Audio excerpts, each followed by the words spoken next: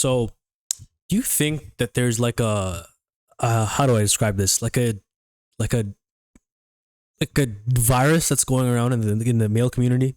Like and I call it cringe gym behavior. Like here, like I just told you what like I told you the term cringe gym behavior. I want you to tell me what you think cringe gym behavior for young male looks like. So, okay, I'm not gonna lie. The only thing I could think about for gym behavior that's like negative is someone like putting someone else down in the gym. And I know what happens. And there's also like, like how people film themselves and if someone walks in the frame, you see those Joey Swole videos, the ones where it's like he's just like responding, clapping back to people who are doing dumb stuff in the gym, right? Like not following gym etiquette. And honestly, that's the most I could think about of like cringe gym people. Like you gotta know that there's a culture to be followed in the gym. And I feel like whatever culture there is or the culture that's in the gym should be followed, or else I would consider it cringe.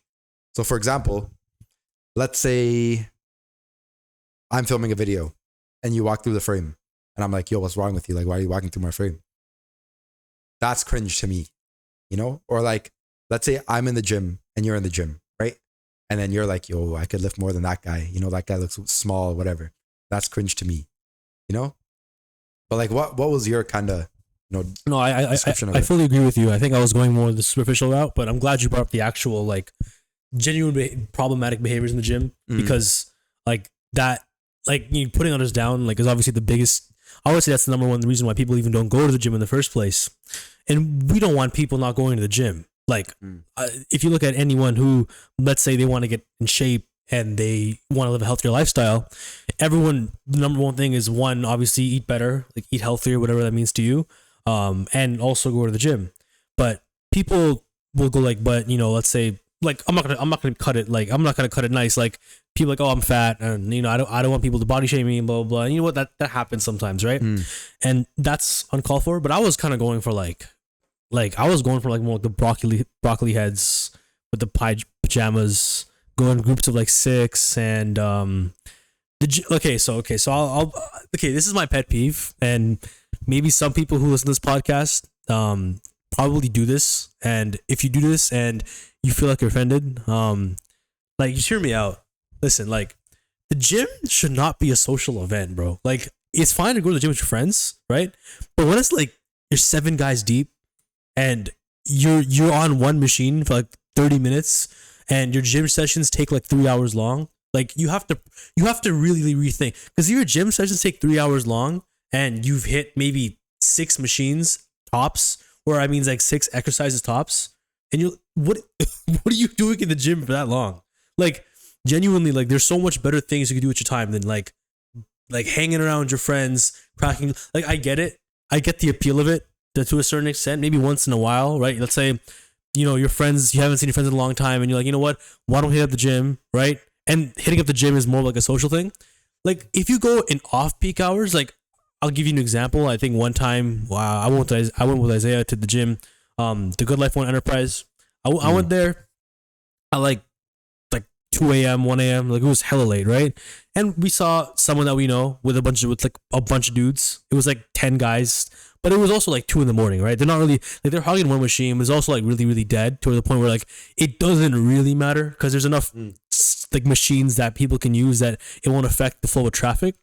But when you're going to the gym at like, I don't know, it's 5 p.m., 7 p.m., when there's like heavy traffic in the gym because everyone's going to the gym now off of school, off of work, and you're going with 6, 7 guys deep, and you're on like the bench press for like 30, 45 minutes, like dog, like you're being a nuisance to everyone else. Like, and it's not even like, if let's say everyone did follow the rule of like, okay, like we're not gonna like lounge around, like let's say I do a set, someone else goes in, they do a set, like you can make it work with like 5 guys, because like by the time the first guy finished resting, the 5th guy will have just finished his set. But these guys don't do that. This is sorry, I'm just gonna stop you there. I think 6, 7 is way too much. And I used to actually like sometimes I used to go with like 2 or 3 people, right? It wouldn't be that we were always hitting the same thing, but some days we would have to hit the same thing. But again, I kind of do agree with you with the fact that 7 guys on one machine is very, very inefficient.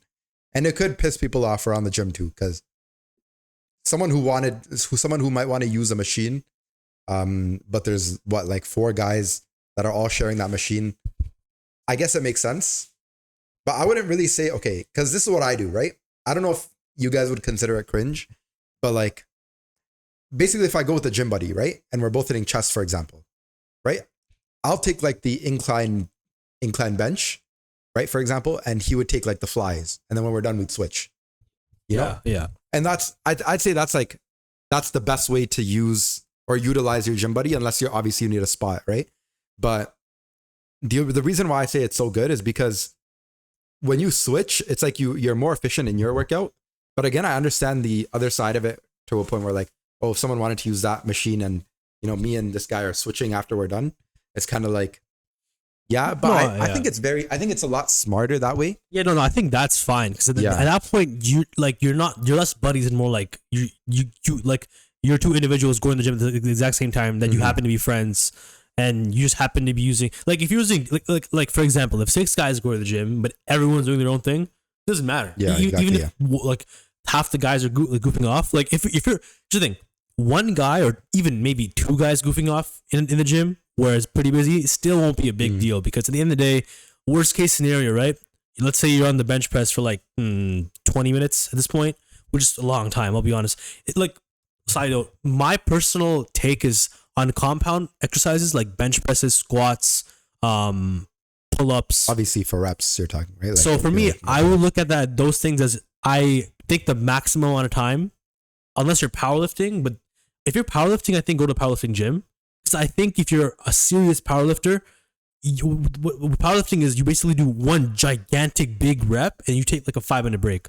So you can't do that at a regular gym. Yeah, and you know the thing about hours. It's not fair. The thing about all the gyms too is they have like a no slamming weights, right? Well, I think that's the more like kiddie, like the Planet Fitnesses and the Fit for Lesses because they're even Good Life. It says you can't drop weights. Yeah. Like okay. heavy. So you know what the thing is it makes sense, right? Because if you think about it, like Good Life, Planet Fitness, all these gyms are not powerlifting gyms. They're just gyms that people go to get active. Yeah, they're right. So it makes sense if let's say I was working out and I just hear a slam. Right, then I'd be like, yo, what the heck was that? But like, let's say I go to this powerlifting gym where slams are common, then it's like calm, you know? So I do agree with the fact that, you know, go to a powerlifting gym. Yeah, if you're proud. But again, that was like a niche example. Yeah. What I was saying is like those compound ones, because like objectively speaking, they require the most amount of effort because they're utilizing like multiple parts of your body at once. Whereas an isolating exercise, like, I don't know, maybe a tricep kickback is like, yes, you're tiring your muscle out, but it's just one muscle group. Whereas the bench press is like, your shoulder, your front delts, basically the whole chest, triceps, and maybe your lats as a stabilizer muscle. But like those ones, I would say, like if you're doing 3 to 4 sets, maybe 5, maximum 20-25 minutes. Like that's the maximum I would say, because that's assuming you take like 5-minute breaks and you have like, so let's do first rep, 5-minute break, second rep, 5-minute break. Yeah. So 5-minute breaks is more than enough. Okay, yeah, 5 minutes is a little too extensive. That's what I'm saying. That's like yeah. 20 minutes max. Like for me, it's like if I'm doing a bench press, I'd take like maybe 15 minutes on the incline and I'm done, right? And then other machines, I would say 10 to 12 minutes tops. You can do it a bit faster if you're like really like pushing it, but like that's my thing. I think ideal workouts should be like max an hour and a half. 45 minutes to an hour and a half. I agree. I fully agree. Because my thing is, right, like, okay, if you go with a friend, like, it's okay to have conversation. There's nothing wrong with having conversation, right? Because sometimes people need longer rest times. But either way, you know, I don't think there's an issue with conversation. But I'd say if the gym is busier, try to be a little more faster with your workout, just so people could use the machines after you. Yeah. Right. And, you know, when you do work out, try to be like mindful of people around you as well, right? Because some people don't want to hear that, you know, that constant chatter next to them while they're working out. Some people just go there for that quiet peace and to, you know, relieve their stress. So yeah, I'm not saying it like again, there's some times where I go to the gym with some friends too, you know, there is conversation that happens. Sometimes it is, you know, more extensive, but I do know, like, I want to try, like, as I go on, and I think I'm getting a lot better at it, to limit the amount that I talk to my friends during the workout. And let's say we're doing cardio after, I'd save the talking for cardio, right? Because again, you could do cardio and talk at the same time. Like you could do an incline walk and talk to your friends at the same time. There's nothing wrong with that. Yeah. And you're not really holding a machine for too long, because people do cardio for an hour. People do cardio for Yeah, I mean, I've never seen a gym where you're hard pressed to find cardio machines like. And that's the thing. I think it also depends on what you're using. Like if you're using a bench, right? Not like for bench press, but like an actual bench in general. Yeah, I would say sure you could hold it for a little longer. No one's gonna be like mad because there's like 10 benches. Well, I think it also depends what gym you go to, because some gyms have less bench. Yeah, so I think so. The general rule, what we're saying is, I think you really should be mindful of the environment you're in. I think that's the biggest rule. Like I know we're throwing out rules like, oh, here's what you shouldn't or shouldn't do at the gym. I would say it's all context dependent. So like first of all, the kind of gym you go to, right? So like I would say there's 3 objective tiers of gyms, right?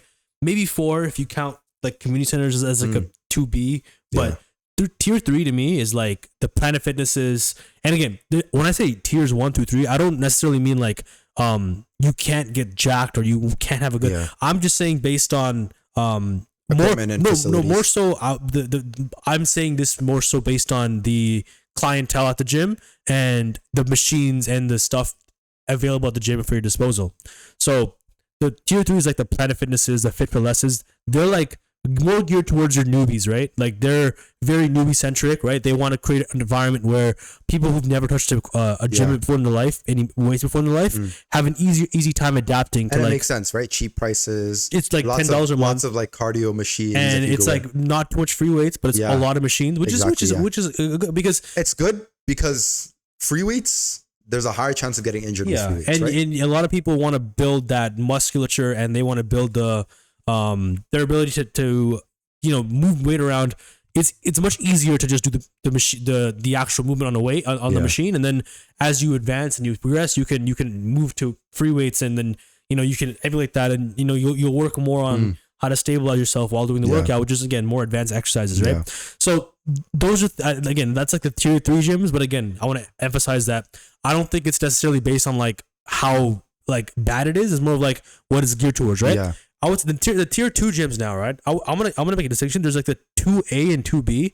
2B I would say is like your community center gym. This is the one I go to. Community center gyms, maybe like your Anytime Fitnesses, 24-hour fitnesses. Like the gyms were like, they're not massive. They have a good amount of free weights, good amount of machines. Like I would say the difference between the 2B and the tier 3 is that the 2B has a better ratio of free weights to machines.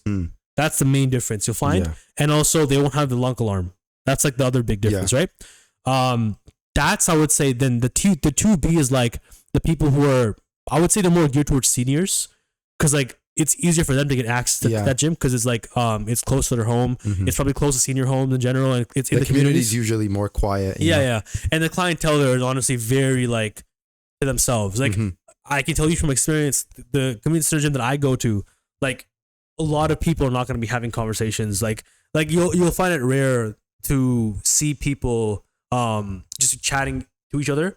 When you do, it's pretty rare. Like it's not rare, but it's like when people do it, it's clearly people that have gone there for like years and they know the staff there personally, and that's what happens. But when it comes to regular like clients, they won't be seeking like you won't see gym goers just having conversations like that. Normally, everyone kind of keeps to themselves. They just do it, get out, which I like that personally because I like a more intimate personal experience at the gym and myself. But and then the 2A to me, I think, is like your Good Lifes, your LA Fitnesses, and that's like your typical gym goer experience, right? Like if you're a gym rat, right? You're going to those gyms, and then to end it off, I'll say tier 1 is like your Equinox, like your celebrity gyms, right? So like you like if you go to Equinox in Toronto, you might see Drake. Okay, I don't think you'll see Drake there, but you might see like a guy on Instagram that you might know that's pretty popping on Instagram from Toronto. Here's my take on it, right?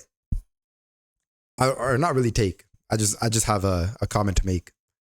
Me personally, I think in terms of wanting to improve and get better and learn and be very versatile, I'd say Good Life is probably the best gym to go to. And this is why, right? I think that the culture at Good Life is probably the best in terms of like, if you want a quiet space, there's always quiet spaces to be in. If you want a more, social space. So basically, let's say you guys are walking around. This happened to me a couple times there too, right? Like I've went to a Good Life and I've seen people, and it's so easy to just go up, talk to them, have a nice conversation, right? Not like long or anything, maybe like a minute, just small talk. And even like random people, if you see them at Good Life, they'll give you a wave, they'll say hi, whatever, right? And you could always ask someone to help you with form or help you with a spot. And I think that's the environment that I would recommend personally for, maximizing your experience at a gym, especially if you're more beginner level, because obviously, like you said, right? There's your Planet Fitnesses and then there's your Fit for Lesses, right? Those are like the kind of beginner gyms. There's not really a lot of free weights and everything. But again, me personally, if obviously you can afford it, I would recommend Good Life just because like there's a lot of opportunity to learn there. Everyone's super open to help you out. Everyone's super open to talk, and you could tell if someone doesn't really want to talk to you, they'll have their AirPods in, right? They'll be like focused on themselves, right? And that I think that gym culture kind of enforces that like upon people, right? Like if you see someone who's locked in, you'll know that he's locked in, right? You'll know like, okay, I shouldn't ask this guy for anything, right? Or if someone's more open, walking around, kind of opening themselves up, then you could tell like, oh, I could go talk to that guy and get tips from him, right? And nobody's gonna be like rude about anything. No one's gonna be like put you down. I've seen like 13-year-olds, 12-year-olds at the gym asking like 25-year-old bodybuilders or like super big, super jack guys for help. And these guys are like teaching them the form. So my initial thought is like, obviously I'd say every gym has that sort of culture, but I just say Good Life has it. Anywhere you go, like Good Life has that super learnable or like learning, like you can learn very easily there type yeah. You know what? I kind of see your point, and I think if you just analyze the experience for like a customer, or like if you're a gym goer going to Good Life and you're just going to thing. So I agree with that, because I will say, of course, so I go to the community center, and I will say this: it is definitely more difficult to make conversation and approach people at the gym. It could be for anything, right? And I'll take this in a more fun direction. It's like not to say the gym is like the most ideal place to pick up people, like if you're a girl approaching guys or guys approaching girls, but if you're about that life, and if you feel like you're someone that wants to do that, Good Life and LA Fitness is a much better place to do that, because people that go there typically are more inclined, I think, in their head to be open to conversation. Yeah, for sure. Whereas all the men and women I've seen at the gym, for the most part, like they don't seem that approachable, and it takes a lot of like because I feel like I can just tell when I go and I see the environment of people around me, and I'm like, I can kind of tell who does want to be approached. You can just kind of tell. What if we just make a Riz gym? You know how we were talking about Riz like Riz AI? Like 2 episodes again? I think that's gonna be harder to do. No, listen. Like imagine every dumbbell had like a secret Riz button, that you could just click and it would give you like a pickup line, right? So it's like, oh, this is located in this spot. Go pick it up and bring it over to this person and say this. What if we incorporate it? Wouldn't that be so fire? I mean, have a gym just for Riz. Yeah, we'll call it the Riz gym. I think, you know what? It would work, because everyone who signs up there will be okay to do that, because obviously they'll know what they're signing up for. Gym. But like inevitably, I kind of think that like you're just gonna have like 95% men and like 5% women. Because like it'd be so funny. It'd be funny, but like, bro, it would create such a weird environment, because I like, and maybe I'm making assumptions here, and I definitely am, but like, I think that if you do something like that, you'll make it to where the women who actually go to that gym are probably not the kinds of girls you want to be dating. Because like, if you're a woman, same thing with guys too. Even the guys that go to that gym. Yeah, but like, I would say, because like, if we're talking about the dating marketplace, right? Inevitably, right? Women will kind of always have more options than men, because that's just how we're wired. I think we can talk about hours about why that is, and maybe we will at some point. We probably have touched on that a little bit before, but like, when men will typically chase women, that's how it is. Mm. So if you have that biology already in, Or what if we made like, what if we actually think about it this way? Instead of having a Riz gym, we make a Riz gadget cater to the gym. well, but wouldn't that just So like, let's say we have like AirPods, right? But it's like a earpiece, so it's like a wireless headphones that just tell you what to do. Isn't that genius? you know what?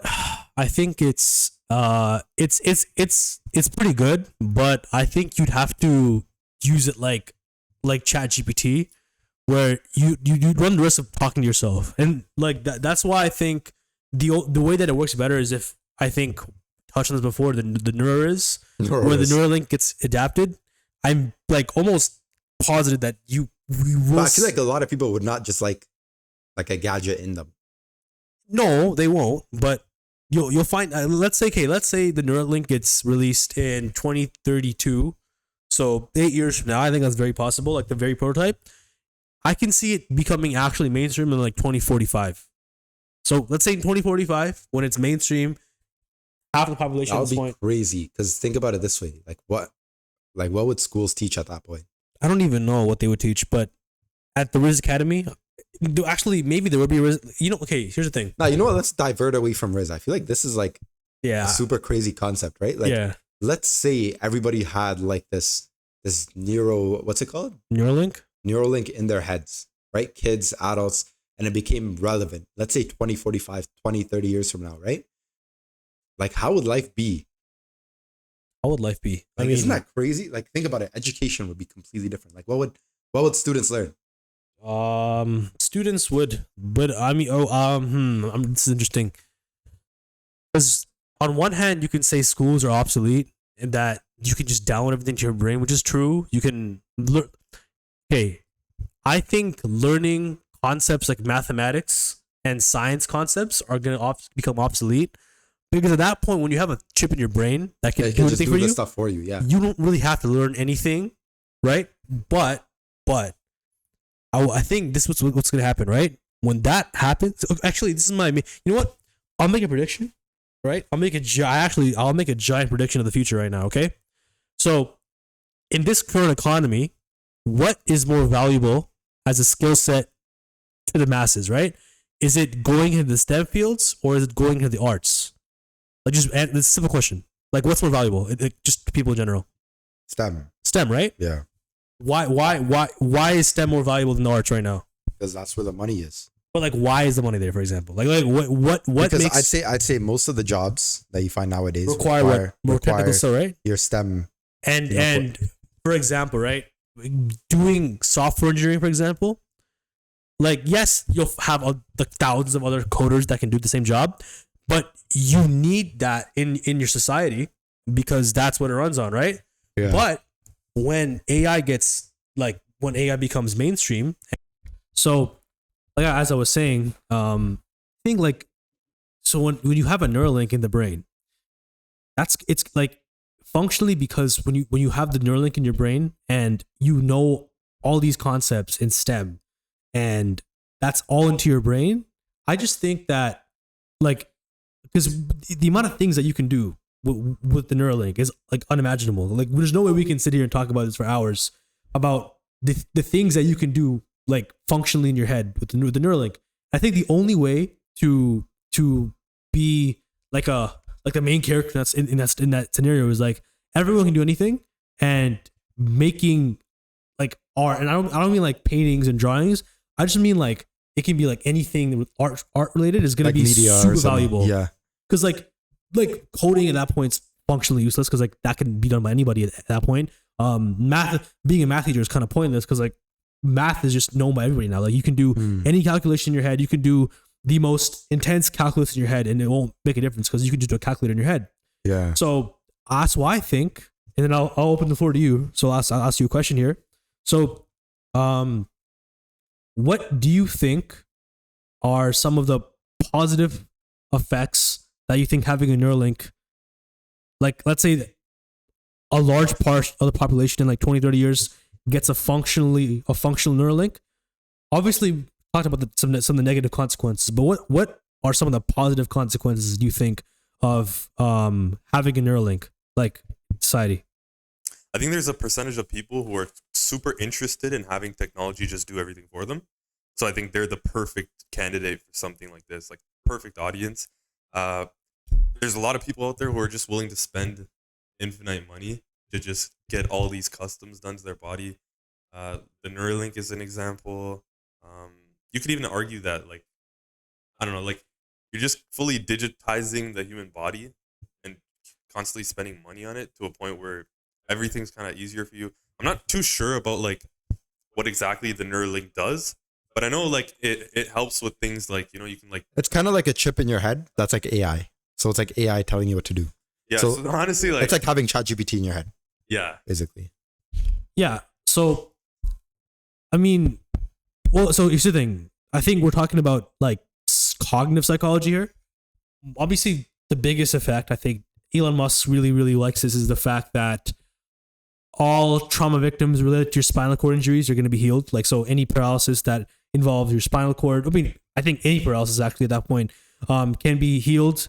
We can look into fact that I think now with the Neuralink, it's now possible to regenerate limbs like artificially at that point, because now you have essentially a second brain in your head that can do anything.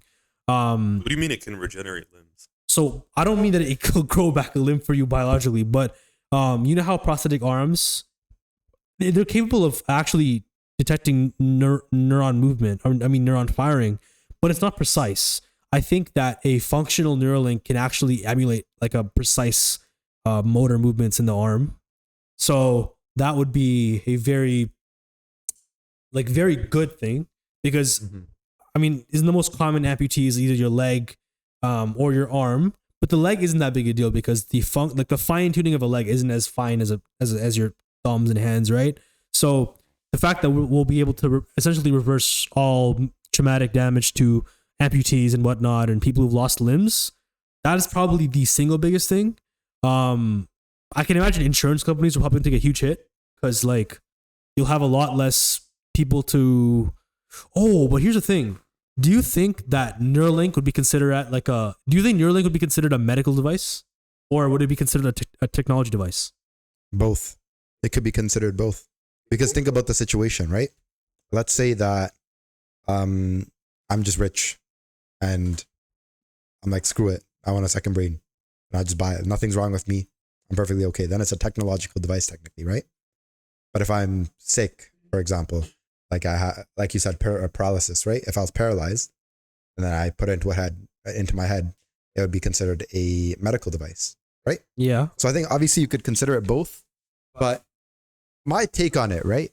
If we're talking about the positives, obviously I think people would be a lot more intellectual, but like I can't help to think about the fact that everybody would be more and more like a robot. I mean, yeah, right? we were just talking about that. Which we were talking about, we right? were just talking about that, yeah. Imagine we live in a society, because obviously I think if anything, the people that would use it more are younger audiences. So I'd say 30 and under, right? Because let's say I'm 40, I'm 50, right? And plus older than that. I've already lived my life to a point where like I have a job, I've made a decent amount of income, like assuming you're working a good job, whatever, right? But I've already gotten to a point where it's like social life matters more to me than work. Because I feel like the older you get, the more you need to value your social life, because you're going to get it no matter. It's harder to make friends as you age. Exactly. Yeah. As you age, making friends, social interaction is much harder. Yeah. Right. Because you have way more responsibilities. I think making meaningful friends is hard as you age, because it's hard to make, because at that point when you're like 30, you have probably a wife and kids and you have like a family. And if not, you have other responsibilities at that point. I think it's just hard to like kind of just like make a connection, because at that point you'll just see them after work, maybe at a bar or something, or I don't know, like just doing menial tasks with them, and it's hard to make an actual connection with them. And when you look at Gen Z, right, for example, I'd say if we assume that within 20, 30 years they'll launch it, I'd say that Gen Z for the most part would be. I mean, we'd be in the position where we'd be the ones getting it because we have the money to get it at that point. Yeah, we'd probably be the main working force. Testers to start it, right? We'd be up there, yeah. We'd be the people to basically prototype it. And Imagine it went horribly wrong. Wait, so I was just thinking this. Like, so okay, so I read some sci-fi books, and some of them are crazy, but like Matrix, y'all, you guys see the Matrix, right?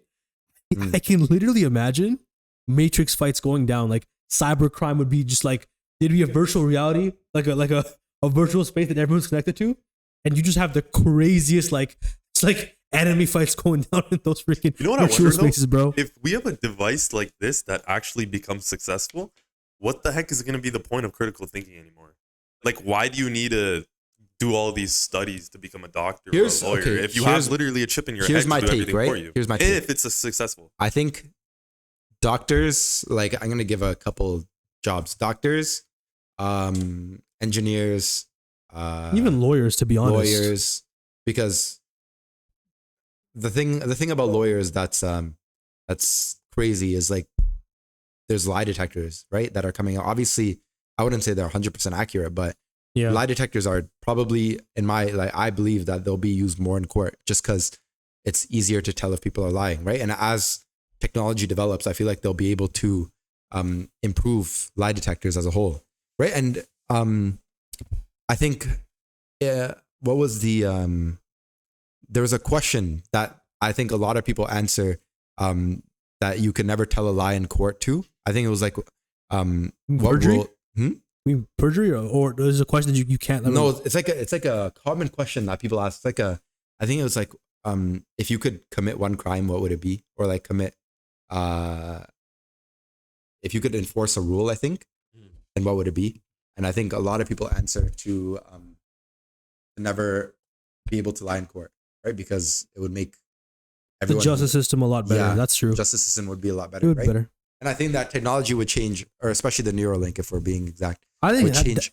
I think that's where like philosophy is gonna be like this is like I'm seeing this, and my number one reaction is honestly I think philosophy it will become the like a field where it's gonna be the driving force in the next 20 years because at a certain point AI and Neuralink and technology is gonna reach a point. There's gonna be a convergence point where it'll be good enough to replace human being critical thinking. Yeah. And when that day comes, we have to ask ourselves, are we going to submit ourselves and just do whatever the AI wants? Because that's the end of the world at that point, right? Because all the Terminator movies, all the movies that have AI overlords taking over, right? That it all starts with human beings being like, hey, human beings are dumb. We can't trust human judgment. But our computer will never make a mistake because it's just zeros and ones. It's just code. Yep. Code can't ever fail because it's just programs. It's a script. So do we trust? Like, and again, if we give AI and we put it into law, the justice system, that is the final step of it having full control over human society. I think it would get to a point where AI would develop itself, right? Like Yeah, AI would make Dude, itself it's crazy better. to think how movies like iRobot, it's literally coming to life now. Yeah, Because literally. it's us versus AI. And we've enabled AI to do what the heck it wants. And in the future, there's gonna come a point where Like imagine you walk outside, it's gonna start everyone's just like developing itself. everyone's just like robots walking around I know. in a human body. Yeah. Wouldn't that be I'm crazy? not gonna give into it though. Yeah. I don't plan on it either. I mean, it's so cool. No Neuralink for me. Because we see these cyberpunk movies and I'm so into that stuff too. And you ask yourself like, oh, I wish I could live in like a society where it's like flying cars and it's so aesthetic. But you think about it like Cyberpunk 2077, the game, like we'll hopefully live till 2077. I mean, we'll be 73 years old, but it's a livable age for people like us. I mean, we have great medical advancements and whatnot. So I really think that Cyberpunk 2077 maybe we won't get everything in the game, like the cyber tech enhancements, but the way society looks, the cars, the buildings and everything, the aesthetic, I think we're like nearly there. I mean, if you see Tokyo, if you go to Tokyo, you're gonna think you're in freaking 2057, bro. Like that city's crazy. It makes me uneasy though. Like I don't know why. Like being in the concrete, city, some mass amount of concrete everywhere. Yeah, concrete jungle. Yeah, it's a concrete jungle. Yeah, Makes me sick. I don't know. I feel like it's kind of just like you're born with a certain.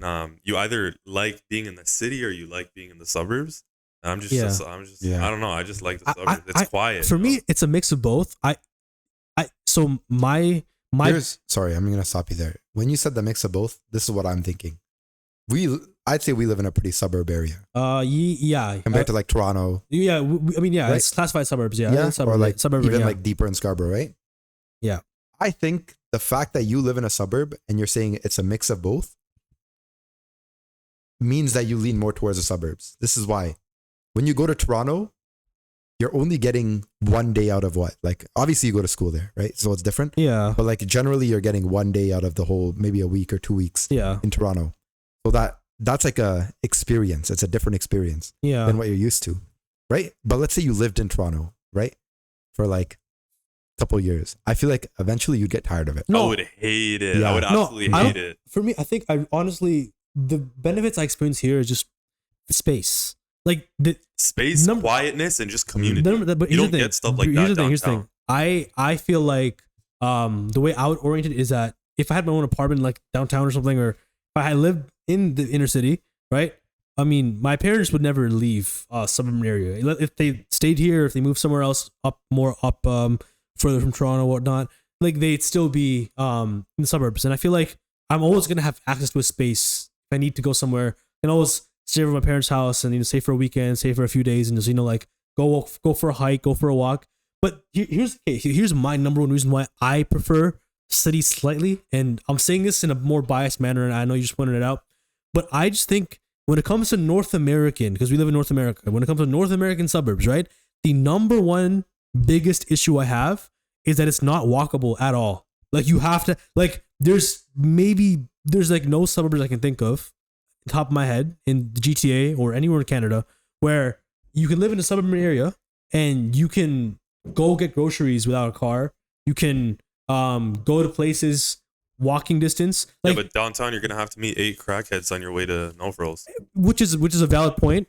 But there is metropolitan areas that have lower homelessness and whatnot. But I would say Toronto, by and large, yes, there's crackheads in Toronto. But if you look at any other big city in North America, we're by far the safest. We have the most yes, we see people that are kind of crazy, but New York, Chicago, Los Angeles, even Miami, like they're a lot more not just dangerous, but also more jarring population wise as well.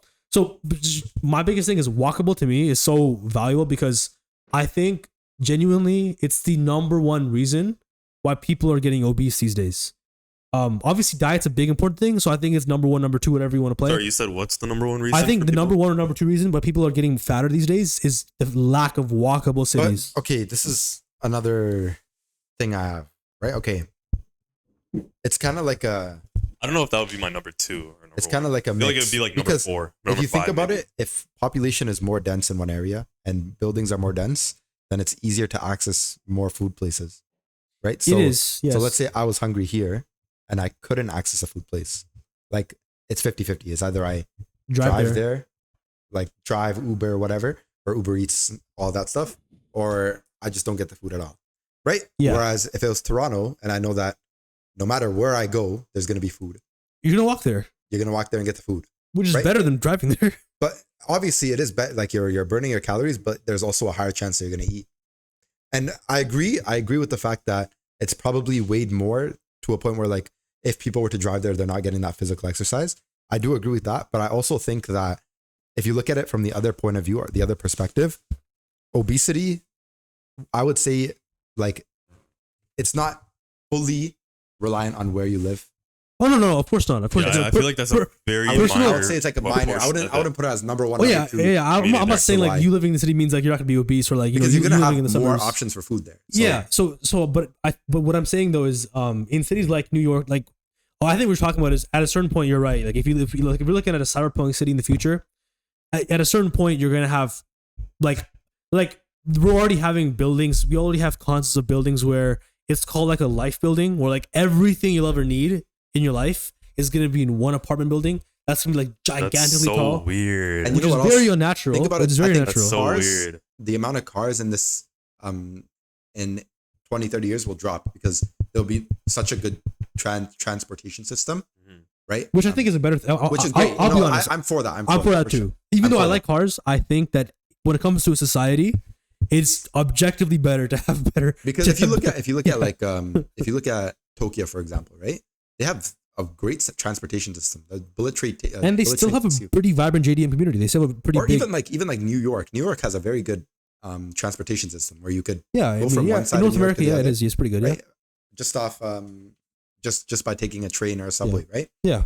Another Chicago place, as well. UK, Boston too, London yeah. has a great transportation I system. mean, one of the best, yeah. Yeah, and Oh wait, I'd say- anyone in Europe, to be honest. I'd say if we Anywhere look in 20, 30 years from now, no matter what, the walking would change. Like, I think walking would drop because transportation would go up. The amount of transportation used. But I think so. Like obviously, I'm gonna speak more of like a culture war between like Europe and North America. And obviously, Europe lets us shit on America like all the time, and it's funny when it gets funny, whatever. But number one thing I actually admire about the European culture is the fact that walking is just ingrained in their culture, just how it is. Because even the villages, right? You live in a village or a smaller community. Everything. Europe, I feel like Europe, anything east. Right? Yeah. Any east like continent. So like East of North America. yeah. Even South America too. Even South America, it's just North America. Yeah, That's because not, because again, it's not a conspiracy. It's just fact. Like yeah, it is. The car industry is massive here, and we have lobbyists. So we like the whole point is right. The reason why we have this now is because in the 40s, right, World War II and whatnot, we have built a gigantic highway system, and that was fueled by oil and the car industry. And if you try making trains and whatnot, it's just getting lobbied by the car people. So like it's unfortunate, but that's the reality. But so my ultimate point is, I really value just walking culture, because to me, I really admire the fact that, like, for me, I wish that I love cars and I love having the ability to drive a car when I want to drive a car. But for my day-to-day life, like, let's say I want to go to the grocery store, I want to, like, maybe go to the bank, I want to maybe, like, go to someone's house. I love being able to just, like, okay, you know what? It'll take me like 10 minutes to walk there. I agree, for sure. And the thing is, right, sure, even here, you can walk to someone's house, but it'll take like 30, 45 minutes, right? We're all pretty busy. That's why it's not going to work out. Like, you can say, oh, you can walk places. It's like, you can, but the time to cost ratio is not viable. Like, if you had a boy the same distance away from you in Toronto versus here, I think it would take you a lot. Like, it would be more convenient. Quicker. It would be much more convenient to walk to your friend's house in Toronto. Let's say I lived a kilometer. No, I think I do live a kilometer away from you. Yeah, probably. Walking to your house take me 35 minutes. Yeah. But if I lived in Toronto, walking to your house is like 10 minutes tops. Yeah. Yeah. So like that's like a big difference. And not just that, right? I'd say just because it takes I'm gonna sort of agree with your idea of the walking thing. I think just because you live 35 minutes away, I'm more inclined to drive. Yeah. Right. And then we only drive. Like, and what's really bad about driving is obviously driving has its own like negatives, right? Carbon and whatnot. Whatever, all that stuff. And I feel like people in North America burn carbon, like they burn through it. Yeah, right? Because you need to drive anywhere to get around, right? Especially America. Especially America. Yeah, for sure. America, so many highways, so many roads. Right? Los Angeles is literally a city built on cars. And you know what else about another thing I like about Toronto, which I'm going to add on to your point, transportation is a lot better. So it's good. People for me to get to the bus stop from my house is 15 minutes, right? If I wanted to take a bus in Toronto, I just go streetcar, subway, I just go outside. Go station, yeah. I go outside from wherever I am, and there's at least one bus or two buses that could take me to another bus or to another bus, And now that transfers are also free. Yeah. It makes the transportation system much easier to access. Easier and better for the community. But yeah, Mohammed, what do you think? I agree. No, you know what? I mean, like, I feel like you're I would say the biggest car guy here. So like, would you want to live in an area where it's like, let's say it's a bit harder to drive and it's like more geared towards walking? Or would you? Yeah, 100%. Are you content with like where you live right now? Or like, are you content with how the infrastructure in your area, where you're living, and what you see around you is? Are you content with that? I think I would prefer to live somewhere nearby stores and whatnot, so that it'd be easier to walk and get there. Like, I just think it's a lot easier. You don't have to pay for gas. Sure. You don't even need a car. Yeah, I mean, if you had everything within walking distance, then that would be the life. I mean, you know what it is. It's very difficult to achieve that perfect balance. It's hard. This is why, right? Yeah. Like we said, right? We were arguing between suburban and urban living. And basically, if you really think about it, what me and Mohammed were arguing was like the idea of more community, more safety, you know, Suburban lifestyle. all Yeah. that stuff. Yeah, more quiet, peace. But you're arguing that, you know, the walking system's a lot better. Yeah. All that stuff. If you want that mix, I don't think it's possible. This is why, right? If we were to make the walking culture better, I think our population would have to be way more dense. And that would- takes away the Exactly. quietness. It takes away the quietness. Yes, It'll you're take right. away- You're right. So I think, honestly, it's a argument that you can't really You answer. can't win, and that's can't why win. for me, like I'm selfish, like in this way where I want my parents to live in the suburbs the rest of their life, Mm. so I can use their So you can have house. the mix of both. I can have the best of both worlds because look, I mean it's a pattern you see all throughout life, right? Yeah. Young people will live in the city, and then when you want a family, you'll move out of the city and you'll What go. would you to say is like the perfect middle?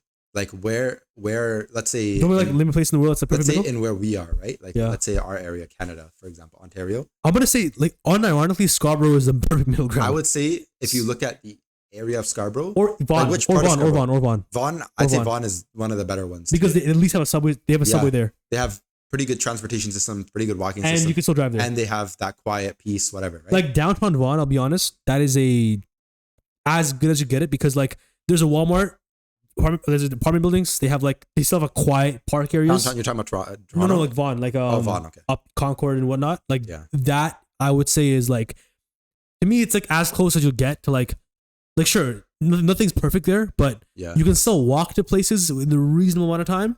You can still drive places, and you can still take the bus and subway there, and you'll still get places where you want to go. Mm. So I think that's a pretty good medium of like where. I think the most expensive houses are the closest to that perfect mix. If you think about it. Subways, buying a house near a subway station in Toronto is objectively the best thing you can do. Yeah, for sure. You know, where is it? Where are Eglinton? the most expensive houses in And Toronto? I think all the ones that are on Eglinton are like. Where does bumping up. Drake live?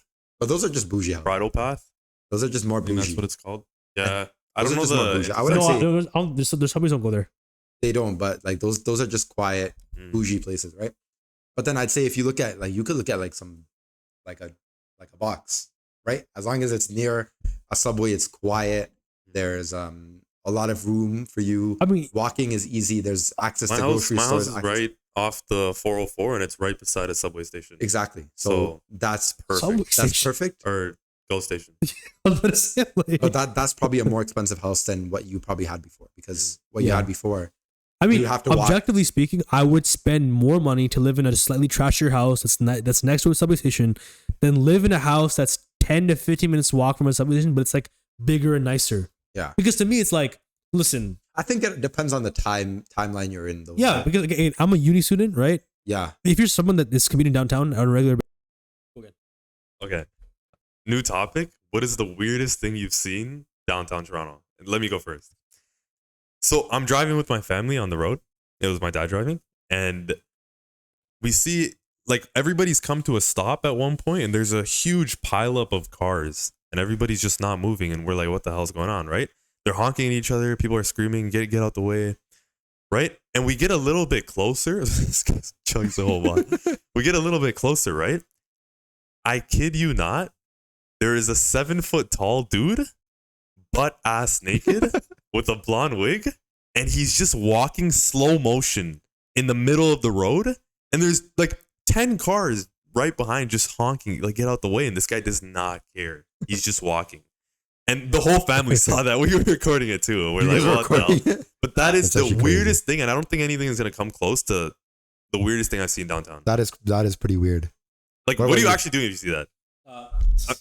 bro, Honest reaction. What are you People, doing I'm if you taking a see a deep- 7-foot tall? I'll be like, are you for real? What? Are you for No, I honestly wouldn't know what to do. I think I'd just freeze. I'd be like, what? I'd You're just like, you don't expect something you don't to expect happen. it. Like, Yeah, exactly. Like on a daily basis, Mm. you just go about your No, day and just, Yeah, you know, this is just like a glitch in the matrix. that's actually crazy. So everybody else was just an NPC. He was like Yeah. breaking the glitch. Literally, that's actually crazy. What about you, San? Uh, Weirdest thing you've seen in Toronto? damn? You want me to go first? Yeah, because I've seen so many things at this point. Because like I go there pretty Yeah, often at this you go point. there, yeah. So it's like I'm trying to think which are the ones that's the craziest one I've seen. But I'll go first. Yeah, you go think ahead. about it. I'll go first. Yeah, go ahead. So mine, I don't think mine is as crazy as yours. Mine is pretty calm, right? This is funny, right? So basically, I was with my boys. We were just driving around Toronto, okay? And you know how like people spill stuff all the time. There's a lot of garbage, whatever. So someone spilled like a drink on the road, right? And then I just see this guy on that road wiping up the spilt drink like it would do anything. It was He fully spilled dry. it? No, I don't think it was him. It was dried, and it was like he was mopping the road from the drink. But instead, he was on his knees wiping it down, and we just drove by him, and we're like, "What the heck? Like, why is he wiping the road?" We had at least like a 30-minute, like we were laughing for 30 minutes because bro was literally like on all fours, right? Just wiping. I don't know, whatever drink it was. Let's say it's like Maybe he was getting something out of it. Like when people will throw out their like old cigarettes or like what do they call it, like spliffs with the weed in it, and then you'll see like a homeless person like go up to it and take it. no, but this was fully a drink, and he had a cloth, and he was just wiping it. Was he like? Did he Like look let's cracked? say you're cleaning. Let's say Did you're he look cleaning. cracked? Yeah. So maybe he thought like there was some like I don't know, was it alcohol But or it's something? just, I don't know what it was, but it's just crazy. The fact that he was wiping down like he was cleaning like a table Yeah. is crazy. But again, That's I'm gonna crazy to preface see. this, right? I'm gonna preface But this. I feel like he was actually trying to get something out of it, and he was gonna. I hope so. You know, if he got something out of it, great. But You hope so? because I'm not gonna lie, doing that for no reason is crazy. Can't go to waste. This is okay, but I'm gonna preface this, right? Sure. Obviously, there are some people with disabilities and like they can't really think straight. So I'm not really hating on any of you guys who go through that stuff. Yeah, for sure. Obviously, it's unfortunate. It sucks, but It's a and reality. we don't mean any offense towards you guys. It's just for the context of the video. Yeah, no, like there's people who That's are all. homeless and Yeah. they'll go, and if you like say, for example, you throw something in the trash, there are like, you'd be surprised to know that there's people in our society that actually Eat from the trash. they go into the trash and get it. And Happens you all know, the the time. first time seeing that, it was kind of like, what is this guy doing? Yeah. Right? Because I was a little kid, Yeah. but I kind of grew to understand that. Yeah, it sucks, right? Like, not what can you do? everybody's as lucky as me. Not Exactly, yeah, everybody has for the sure, privilege I for am. sure. That's why I immediately thought that he must have been like getting something out of it, Mm. right? Because I've seen before people throwing out their old what do you call it? Is it called like a spliff? But what is weed? What do you call smoking? Is a spliff, and then Yeah, the cigarette spliff. butt. The cigarette's butt. Sure. Yeah. Like I've seen like, homeless people just grabbing it from the floor and to reuse it. So that's why I was thinking. So Sion has been contemplating saying his story for about 5 minutes, but we've had to juice that out of him. Is it playing? Yeah, it's playing. Okay. Okay, go go. ahead. Get into it. So the craziest thing I've seen in Subway is this. Subway. I was in the subway, and there's this lady on the subway. It was like rush hour too. It just makes it that much funnier. Lady on the subway is crazy. During But rush hour. long story short, man. Basically, this lady was wearing a shirt. She was literally wearing a shirt on the Wearing a subway shirt, but during rush hour. let though. me It was during rush hour. Let me continue. Sorry. Wearing a shirt. Let's just say that it was a button-up shirt, but like from the top of your chest all the way down to like your belly button was unbuttoned, and let's just say she wasn't wearing a bra. So she was just lying around, moving around, like getting real close to people, just like moving like a freaking. Did she get bowling real ball. close to you?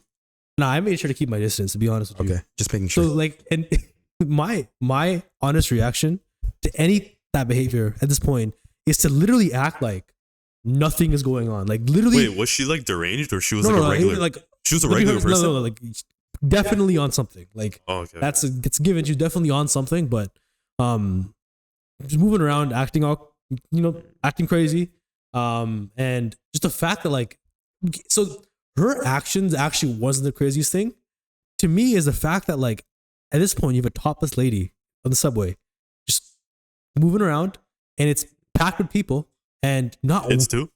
yeah, kids there too, and not one person says anything. Like no one looks at her. No one acknowledges her existence. It boggles my mind that that's city life, bro. Like that's like, and I'm doing it Nobody too. wants anyone to No, anything to do with I'm, it. Yeah, exactly. I'm fully in this too because I'm used to it. But it's like that's protocol almost when you see like a crazy person, quote unquote crazy person in the subway, is to act like that person just doesn't exist. And the Yeah. only time I've seen people actually like acknowledge someone, move away, if someone like actually like touches something, like they actually get it in their face and like, you know, they're like saying crazy stuff. Or second thing I've seen crazy is I seen some dude in the subway put a diary out, and he was screaming at the top of his lungs, and he was saying death to his people at his company. I think he might have got fired or something, dude. So you think it was like Death Note? Oh shoot! He was literally like light. Or Mean Girls Burn Book. Bro was light. He was like, "I want to kill you." And he was like screaming. He was rocking back and forth in the subway seat, and he was like screaming out everyone's names. He was dropping names. He's like, "I'm gonna kill you. I'm gonna," and he was like, when I mean scream, he was yelling at the top of his lungs. Light Yagami. And just know that, like, I remember, like, I noticed it, and then like, I realized everyone in the vicinity just moved to the other side of the subway. And I'm like, this is interesting. This is really interesting, bro. I would have been that one guy that just stood in front of him. I would have been like, what's going on? So if nothing else, Please don't put me on your book. Please. So I think, Please. So I think if nothing else, this highlights crazy stuff in Toronto. I think nothing else but highlights that we definitely have mental health. If you're a girl that wears a t-shirt on the subway during rush hour, Unbuttoned. you're crazy. Yep. During rush I don't hour. think she's gonna see this, to be honest. She might. We're pretty worldwide at this point. But yeah, if you happen to see it, you were pretty funny that day. Just, That's you crazy. definitely made my day. You made his day. What does that mean? Not like. Damn, what the heck? Zion. Damn, bro. No, it was just I like it was funny seeing everyone's reactions to your behavior. That's all. The fact that no one reacted to such an event is crazy to me. So Yeah, crazy. yeah, that's I feel like you build up tolerance being downtown Toronto. yeah, no, I mean, Like everybody's already used to just seeing wacky things out in there. when I first started going into my campus downtown, it's like it was a bit jarring, and then now I'm like, whatever. Honestly, it's not. I feel like after a point you kind of Not seeing no, but I've said not seeing crazies in the subway to me is more unnerving than having a subway being empty. Yeah, An empty subway to me is like freaking like that's nervous That's to me. pretty creepy. Because I'm like, that'd be pretty cool. I'll be like, damn, like, because if it's like me and like two other dudes in Like subway. imagine it's just you and there's just one person just standing there. Oh my god, that's so weird. And then Like, that'd be imagine like- even weirder, they just come and wait, Sit right next to you. and sit right beside you. Out of That's a horror all movie. the That's a sleeps horror on the movie. train, dude, that's horrible. That would be a horror movie. That That's could be so a fire weird. horror. Anywho, Train to Busan. anywho, Train to Busan. like Toronto, weird stuff happens. This is my thing though, right? Once you go a couple times, you'll know how to react to these situations because it happens so often. Literally, like every experience you have in Toronto, something weird is gonna happen. Yeah, like when we were downtown, like The guy 2 on the weeks ago. bike? Yeah, the guy on the bike. Yeah, I mean, that happens. Like there was just a dude riding in his Sound Regular explain the I story. told to me, the story. yeah, that His dude was rides are like- tripping. I know. And then we saw human shit in downtown too, like just in the street, human poop. Well, I think that's the point where we wrap this up. But right. yeah, anywho, thank you guys for tuning in, and we'll see you on the next episode.